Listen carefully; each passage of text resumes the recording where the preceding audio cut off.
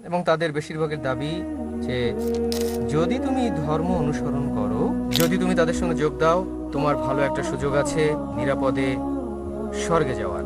আমি ভেবেছিলাম ফিলিপিনোরা জ্ঞানী মানুষ।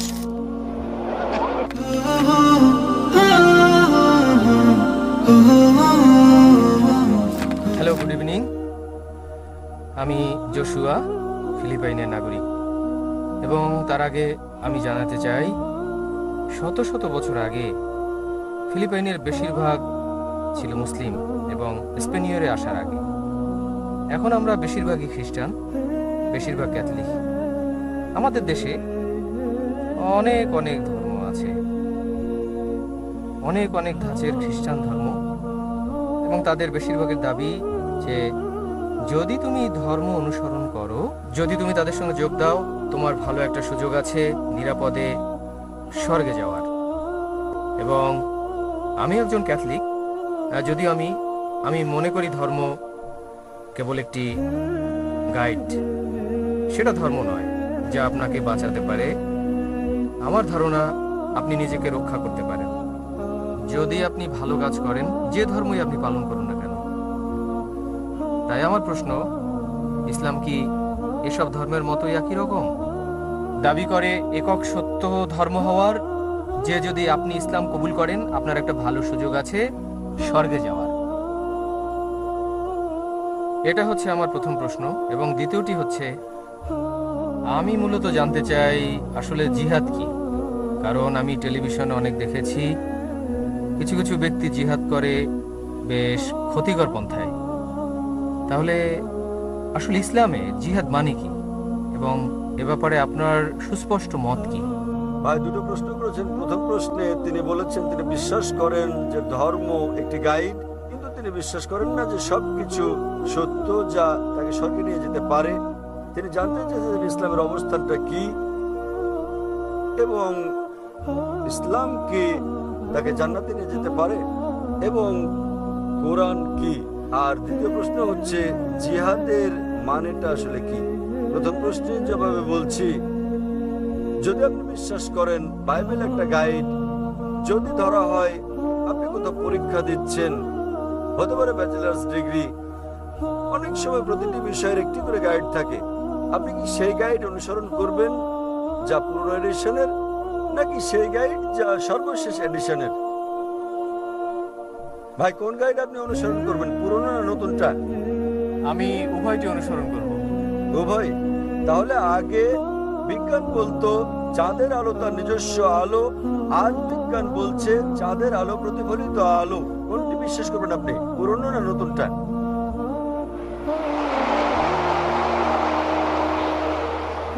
ভাই আপনি ফিলিপাইনের লোক, আমি ভেবেছিলাম ফিলিপিনোরা জ্ঞানী মানুষ। আপনি কোনটা মানবেন, পুরনো না নতুন?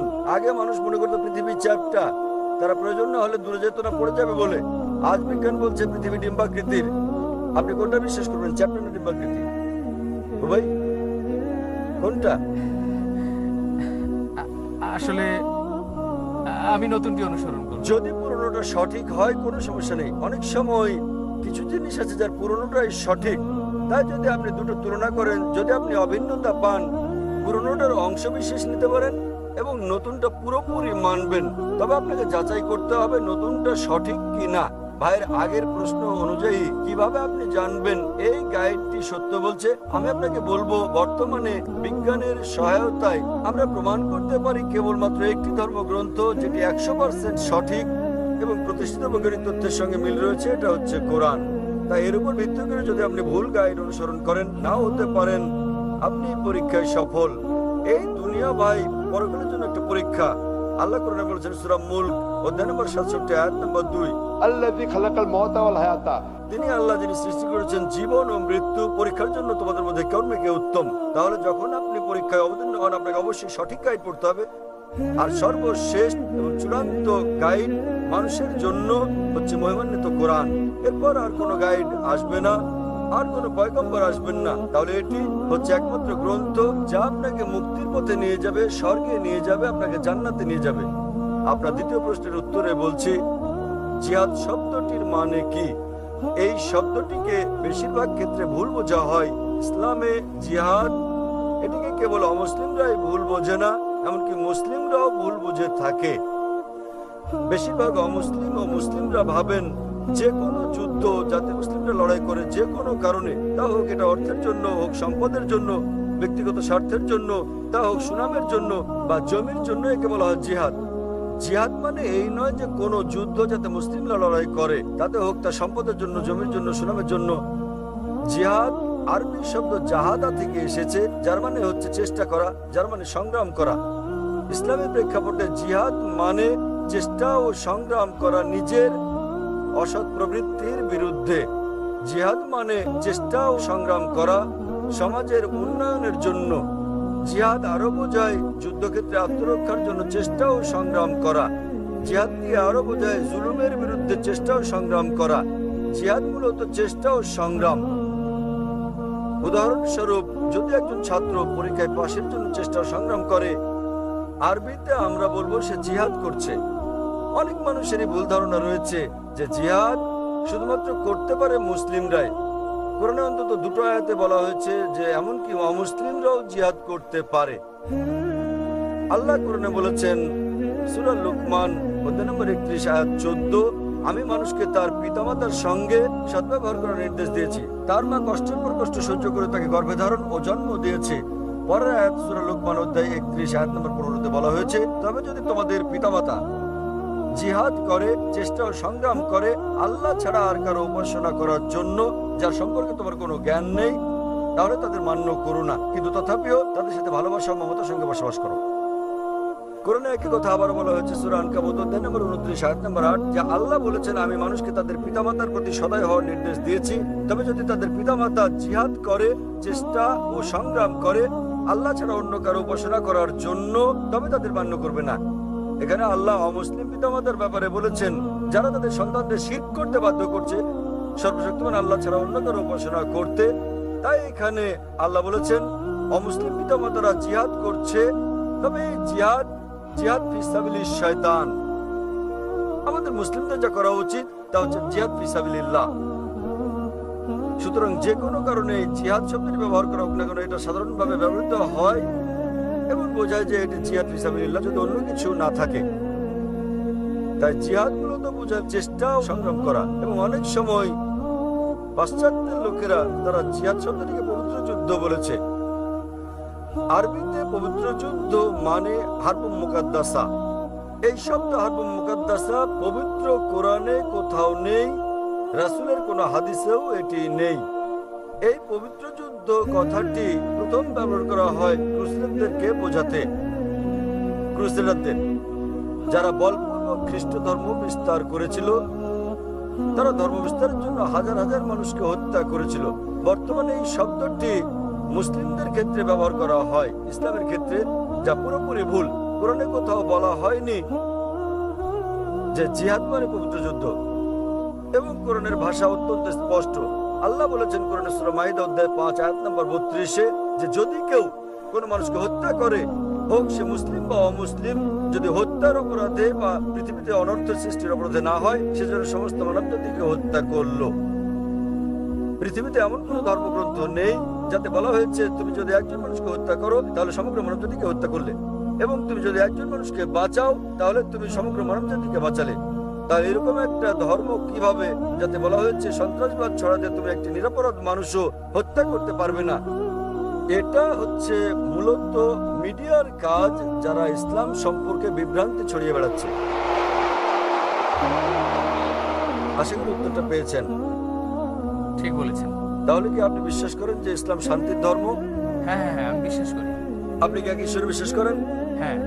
আপনি কি বিশ্বাস করেন যীশু খ্রিস্ট ঈশ্বর? আমার ধর্ম মতে তাই। আমি বিশ্বাস করি তিনি ঈশ্বর, তিনি আমাদের ঈশ্বরের পুত্র। এমন কোনো কথা কি আছে সম্পূর্ণ বাইবেলে যেখানে যীশু খ্রিস্ট তারপর শান্তি প্রসারিত হোক নিজে বলেছেন? কোন ব্যর্থহীন বাক্য, কোন সুস্পষ্ট উক্তি আপনার জানা মতে বাইবেলের মধ্যে যেখানে যীশু খ্রিস্ট তারপর শান্তি প্রসারিত হোক নিজে বলেছেন যে আমি ঈশ্বর, অথবা বলেছেন আমার উপাসনা করো?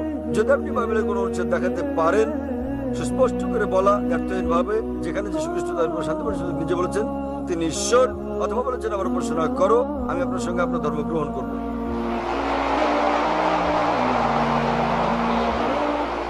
ভাই আপনি কি পারবেন বাইবেল থেকে একটা দ্ব্যর্থহীন উক্তি বের করে দেখাতে আমাকে, যেখানে যীশু খ্রিস্ট তারপর শান্তি পরিষদক নিজে বলেছেন যে তিনি ঈশ্বর, কেবল একটি দুটি নয়। আমি একজন ছাত্র বাইবেলের। ভাই আপনি কি বাইবেল পড়েছেন?